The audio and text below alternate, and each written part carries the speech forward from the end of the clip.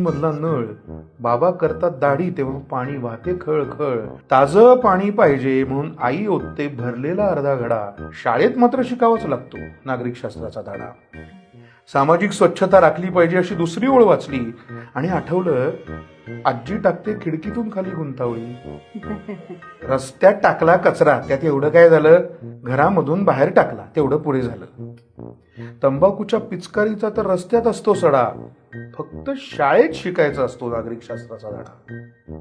Traffic नियम पाळा अशी तिसरी ओळ वाचतो, पण एक नियम मोडला तर काय फरक पडतो. सिग्नल बिग्नल मानत नाही, उभे बिंदास झेब्र्यावरती, एका मोटरसायकलवर तिघे.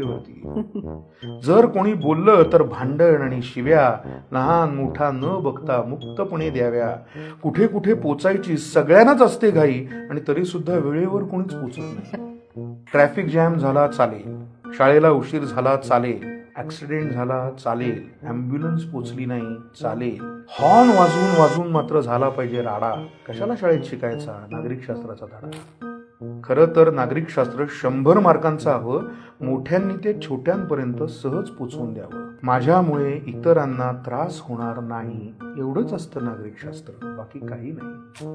मोठ्यांनी जर वागण्यामधून घालून दिला धडा, नको ना शाळेत शिकायला मग नागरिक शास्त्राचा धडा.